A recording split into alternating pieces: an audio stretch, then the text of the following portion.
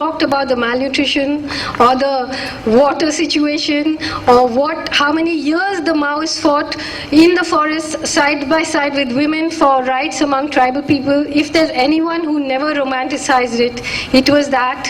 And all of it is in what I've written. So either you haven't read it and you're just like parroting what everyone says or whatever. Anyway, forget that.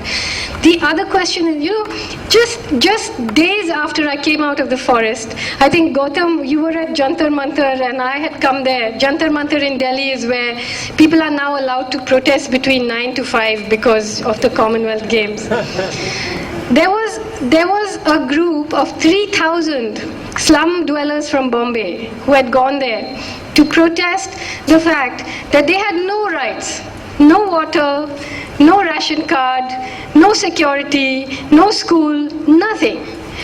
I walked past those people, and I think you have to understand that those Adivasi people are fighting for their rights to stay in their jungle. I'm not saying they should stay in their jungle. They want to stay in their jungle. But why can't you give them schools in where they live? It can happen. Oh, come on. Don't be absurd. It's just that the schools are full of policemen. The schools are full of policemen. There are schools, but they're full of policemen. And the fact is that this idea of development is what the problem is in the first place.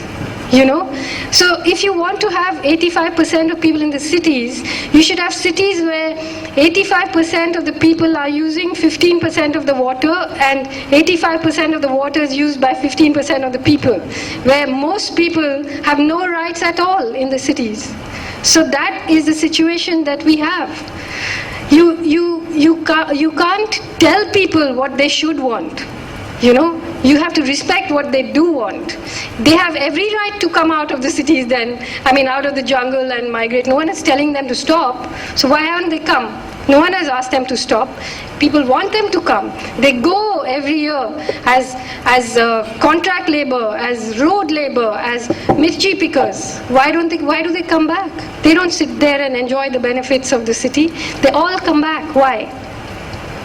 And the issue of the elections, what you're talking about, that's an important thing, because today if you look at the mathematics that underlies the elections, you see that this government that is in power today, which all of us think of as a government with a comfortable majority, compared to what goes on these days, it has a small requirement for coalition. It only had 10.6% of the vote of the population, because that's how the mathematics of electoral democracy has been made to work. Many of the MPs won with 10% of the vote of their constituency. So for them to claim that they actually represent a majority is totally wrong. And that's why they are mostly millionaires, the MPs, because they can just buy that. They can just buy the coverage. They can just buy the media. They can just pay off people to come and vote. A Dalit MP friend of mine in Tamil Nadu was telling me, MLA, he said, I can't go to my constituency anymore because people have just been turned into beggars. They just come there and say, if there's a flood, give me a TV. If there's no flood, give me a TV. Give me a bicycle. People have and this whole thing, the whole way in which the state is now beginning to function, like the Employment Guarantee Act. You can't criticize it because it's helping people, but it's firstly creating a tragic situation where it's taking everything away from people and then throwing some crumbs at them. Then you can't say don't even throw the crumbs, because that's a terrible thing to say, but it's reducing people making people into zombies, crazy. And they don't even get that money anyway. People have to immolate themselves to even say that we are not getting the money. So I think there are very serious questions here but fundamentally, I think this question about the cities and jungle is a very, very serious question, because you have to understand that the questions being raised here are about our ideas of ourselves. Who are we? Maybe it's us that needs to be reformed, not the Adivasi. Maybe it's the doctors and the lawyers and the teachers and the writers, all of us. You know, I might speak fluent English and so on, but I consider that just like a Maoist has snatched an AK-47 from the CRPF and is using it, I have snatched this, but I'm using it against the people who gave it to me, you know, because I don't think that this is going to get us anywhere. I just want to add one thing. I mean, I find this whole argument about development, it's a very interesting argument, and it's been hammered at us again and again. Chidambaram, in his interview with Tehelka, in fact, pointedly said, I mean, do you want the Adivasis to live without shoes, without schools? Do you want them to continue to live there? This is an old debate, he said. He says, no.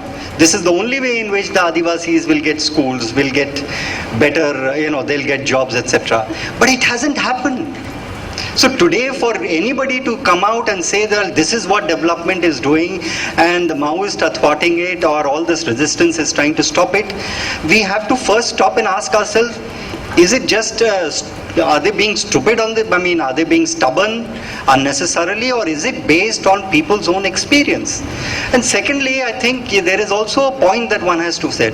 When one talks about, development, yes, people should have what you and I have, the same education, the same place where they live.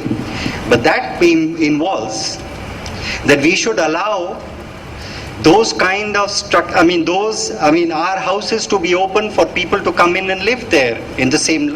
Would we like it?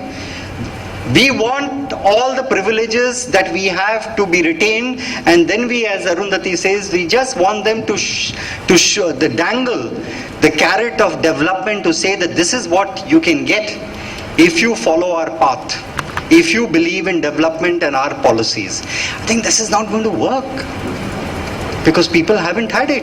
I mean, in Delhi, you're talking about 85% of the people move to the city. But look at the reality of today's Delhi, where you have a prestigious event like Commonwealth Game, which has been set up and for which 30,000 crore rupees have been spent. And you know what was the condition in which the construction labor worked and lived? They were like bonded labor.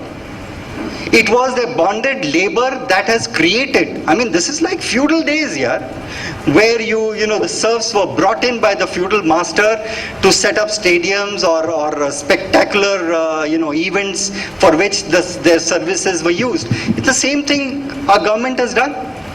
This is a government project. They could have emerged as a role model for rest of the society, for